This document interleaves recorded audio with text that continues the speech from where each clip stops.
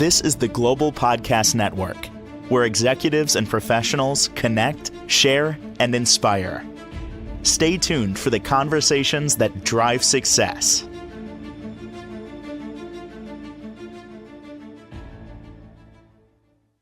And welcome back, everybody. He is somebody that focuses on helping those with addiction, but it runs very much deeper than that. It's also the families involved. We put the spotlight on them. Today, we're going to focus on teens being addicted and also younger people that have a substance abuse challenge, but living at home. But there's more. How that also can affect other children, teens, young adults in the family. He's the man behind Family Addiction Recovery Services. He's Jeff Jones, and he's back with us. Hey, Jeff, how you doing?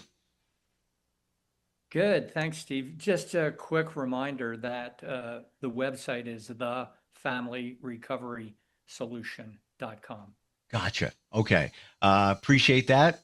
Where should we begin today when it comes to younger people being addicted? Yeah. So, well, I guess one thing that I want to say is that, young people, they still have a developing brain.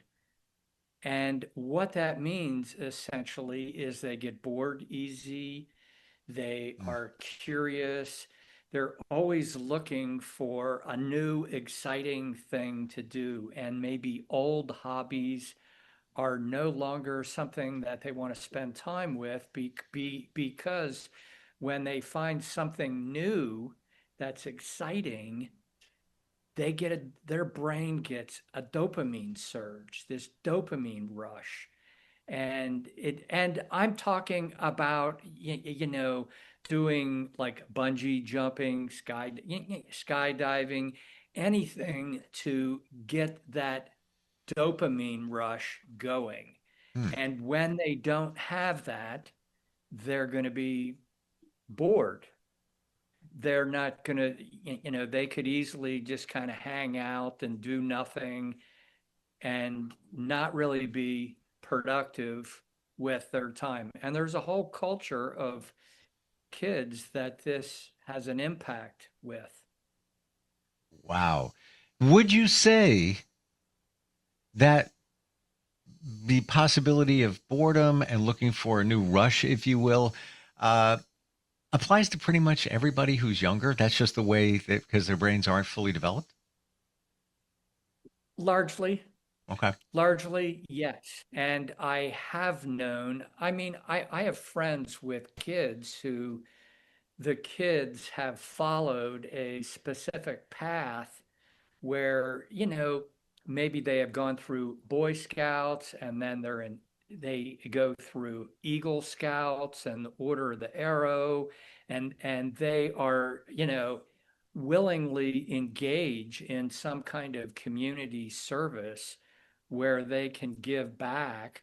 But that's not the majority. That's my experience. I don't Yeah. know the specific statistics here, but it is going to be very easy for, you know, teens Mm. who don't have like an ongoing incremental structure that moves them towards, being productive and contributing in the world relative to their age appropriate stage.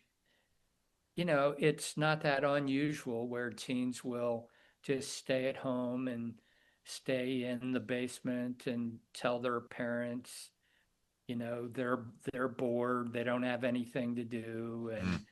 and then that can go on for a very long time. So now we're looking at teens, obviously living at home, but this also applies to those who are older, let's say of age and into their 20s. And I believe the stat now is 33% of Oh, children. Yeah, I just saw that are living back at home. yeah. Yeah, yeah, yeah. So, and I mean, for parents, it's optimal if they develop a structure like a family structure, how this family does family together and, Mm. have meals together and do things like some kind of family meeting where there's regular talking, exchanging of ideas, and sharing one another's life. So what I'm detecting here is keeping an open dialogue. So many times as they get older, well, they're off doing their thing. Now, as a parent, you're off doing your thing, and maybe ships passing in the night kind of analogy. Yes. You kind of lose the sense of family. What was when they were younger? Maybe you got together, had dinner, either every night, beautiful that might be, or every couple of nights or something, along the lines there. Um, but yeah, just keeping that thread, that family connection there. Got to say, can't ignore it. For teens, dare I say, even middle school, vaping is rampant in so many Yeah. schools across the country now. It's I'm going to say it's unavoidable. It's Yeah. happening everywhere, to the point of now schools are hiring, many of them, finding it in the budget or moving things around to hire a substance abuse counselor on staff because Yeah. it's such a big Yes. deal now, right? Yes, exactly. You got it. And there are things like, vaping, and that is quote unquote, it's okay, it's legal, and it's like I refer to that as net negative capitalism.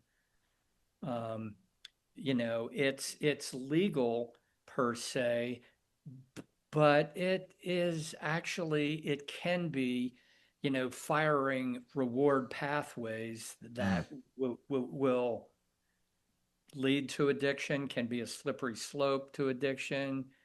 And it's not just teens, and that there's a lot of young adults and even adults Mm. that, vaping is a constant.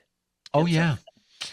I'm in the state of New York, suburb of the city, and okay. I just checked into this because the insurance rates here have been going up every year for the last 3 years. And I call the insurance company. I've been with them since I started driving, horse and buggy, but Yeah. whatever. And they actually You're said, not that old, Steve. I don't know about that. They actually said it's because of THC and CBD. They said, Oh just my gosh. drive That down the road and you so will see accidents everywhere. yeah. So the whole connection with THC, it's like they have very high potency THC.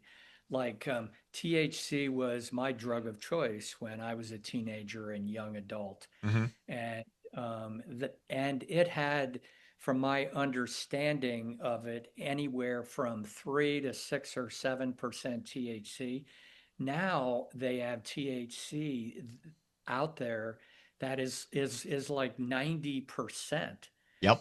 And it's called shatter and wax. Now, I've never seen it per se, but that kind of THC is responsible a lot for the high statistics of um, mental health problems with teens, specifically psychosis, schizophrenia, um, because I have read numerous places a direct connection between high potency THC and mental health issues for kids Mm. and young adults, and their brains not fully functioned. And so it's like I was doing this probably when well, not probably, but I was when I was a teenager, but it was like 3 to 6% THC. It was like Yes. Mexican Eh, eh, headache material. yeah. And but here's the scary part. These teens aren't going to a dispensary where we like to think that the numbers whether it's 90%, 60%, 10% THC, whatever it might be, there is some kind of guideline there. Yeah, They don't even know where they're getting. They're buying it off of Justin, right. in lunch. Yeah, he's got a couple extra vapes. They're $20. Yeah, Where did they come from? What's in them? There's nobody yes, knows. No, maybe he got them at a gas station. yeah. Maybe his older brother bought them. Who knows what it is? It's kind of scary. And, there can be, just like you alluded to, there can be stuff in there that Mm, PCP, other types of, drugs that can contribute to mental health problems and psychosis. yeah. So it's like, yeah, where does this come from? And there's a question. Mm. There is even I saw available something called Delta 50, which is a mix of Delta 7, 8, 9, and 10. Wonder what that does to you. Yeah. Crazy. Yeah, so it's like there's a lot of chemicals out there that are quote unquote legal in our culture, and that I think it's super helpful for parents to become aware of and not automatically assume their kids are doing that. Mm, Specifically, the earlier they catch this and parents can start to develop a structure, a structure of transparency in hmm. communication, where the kids know they can come to their parent with anything, and their parent isn't going to judge them right away and jump down their throat for doing the wrong thing. Yeah. Yeah. And if the kids get that message that their parents are going to do that, they are not going to be open and transparent with mom and dad or their caregivers. They're just not.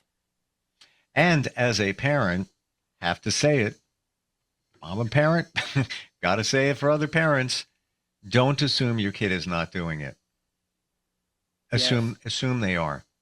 Well, I think for every parent, really developing a structure of communication in the family Yes. that gets tighter and tighter and tighter. And by that, what I mean is expectations, to where everyone in the family knows, hey, we are a family. Part of what that means is we have dinner together. Or, I know a lot of families these days don't have dinner together. It could be we have dinner together, on Wednesday night and Sunday night or something like that, and start to work in, um, like communication processes. And I know with younger kids, and I've had clients do this, kind of going around the table and just checking in and kind of giving a weather report. Oh, I feel cloudy and stormy or bright and sunny or whatever, and then add a few more words to it. But it can start very small, but the more they do that every Sunday night, for instance, or every night, or the more they have that structure, the more it's expected by everyone. And those expectations are really, really, really important. And for parents who they don't have anything like this, and I was just visiting a friend for like 4 months, and she has a 19-year-old daughter, and they never have dinner together except they had a holiday meal together in 4 months I was there. So, we all get in habits, and parents can create habits, new habits around communication. The weather report or, family meals is just one of numerous suggestions. And of course, I don't have one black and white solution for every family, other than to say ongoing communication is really important. Mm, and 100%. And, following up from whatever was said. It's like, oh, I'm going to a party Saturday night with these friends. Well, mom and dad wants to know these friends and wants to know these friends' mom and dad and have communication with these friends' mom and dad. And then after Saturday night, follow up and say, so how was that party? mhm. And did you spend time with XYZ person? Not just good, bad kind of thing. And I know teens that are bored, that's how they're going to respond. So it takes creativity on mom and dad's part. And I know that can work. And the communication skills, depending on the age of the child. You know the drill. A kid comes home from school and and say, "Hey, how was school?" What do you think the answer is typically going to be? That's all right. Fine. That's it. I remember once, I guess my daughter was, I want to say 12 or 13. And same thing. I would do the same parent things, get the same answers. So one day I flipped it and I said, "What's it like to have the most beautiful hair of any girl on the planet?" And she That's responded beautiful, Steve. with that, well, I tried a new conditioner and I have a different type of shampoo and I'm actually leaving it in an extra, 10 minutes, blah, blah, blah. It was like the door opener to the conversation. And I just thought of a different way and all I want to do was check in. All I want to do was Yeah. have some dialogue, some conversation. And I want to just abridge what I said a moment ago for parents. Assume that your kid is vaping. Obviously, not all teen child is, but it's so readily accessible to the point Yeah. that if they're not carrying it, they could potentially be walking in the hallway and take a hit from a friend and then move on. So just saying, um, Yeah. let's flip the script here, Jeff, and look at it as you've got a younger person in your family that has diagnosed addiction. It's a Right. challenge. You're going through it. You're working through it, but you have other younger people, children, teens, as part of Yeah. the family. But now the focus is on the one that is addicted. They're getting the attention, they're getting care, TLC, kid gloves, all of that. How does that dynamic work so that you're also supporting the others in your family? Yeah. Yeah. Yeah. Well, there's no black and white way that it works, but the risk is that mom and dad can spend the majority of time and attention on the squeaky wheel. That's not the Mm, right language, but the child who understood. Yeah. has the biggest problem. And then the other children, um, they can feel they're not important to mom and dad. Mm, And, despite anything that mom and dad says directly to them, words are one thing, but actions and behaviors speak really, really loud. So for those kids to actually witness their mom and dad change their end of the pattern with the family member, the child who has the addiction, for other kids to witness that, even a little bit, mm, that is super powerful because kids don't miss a trick. And when they see their parents react differently, and differently can be so many different things, but when they see their parents react differently, that can, kind of confront an old story that other kids can have, that mom and dad don't care about me, or mom and dad just care about, you know, Johnny with the addiction. mm, And so the more that mom and dad can do things as a family, and here is something that I heard that a family did together. And so they planned this evening with chicken wings, and they had like five different kinds of hot sauce, like really mm, hot, mm. hot sauce.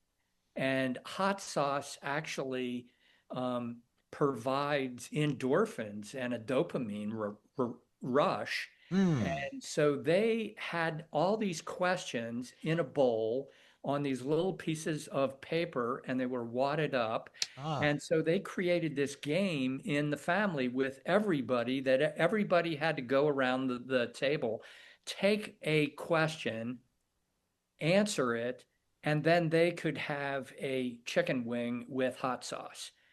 And it sounds, like, huh, what does that do?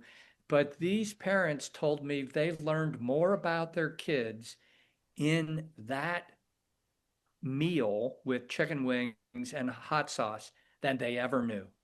And everybody heard the same information. It wasn't just focused on one person.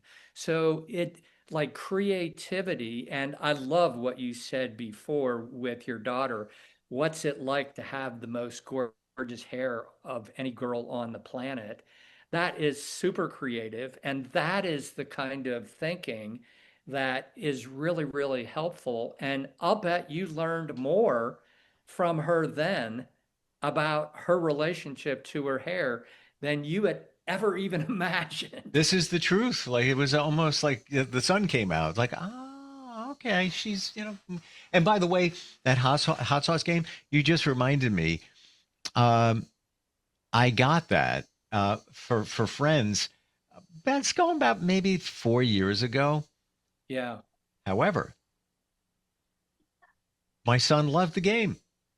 And at the time, my son was probably, he was 15-ish around that time. So we would mess around with it, and it comes complete. You can, of course, you can just get different hot sauces and do your own thing. But there's if you want to go search it out, it Yes. comes in a kit just for that, and it's small bottles. And Yes. of course, they're very concentrated. And, yeah, like 8 bottles or whatever it is, and they got different cool names on them. But that's a great idea. It's almost like do a dare. Something like So that. the the whole creativity piece is super important, but I want to sneak in here. What we've been talking about largely is on the preventative end of things. Sure. And, the other end of things is when there's a problem, it's been significant, and maybe that child has been to treatment 3 times, 8 times, a dozen or dozens of times. What do parents do? And what I want to say is doing the same thing over and over again. Like, how can they get different results if they're depending on the same system, the same kind of treatment center approach, the same Mm. kind of relationships, and just doing it over and over again? And that puts a lot of blame on that one person. So, Yeah.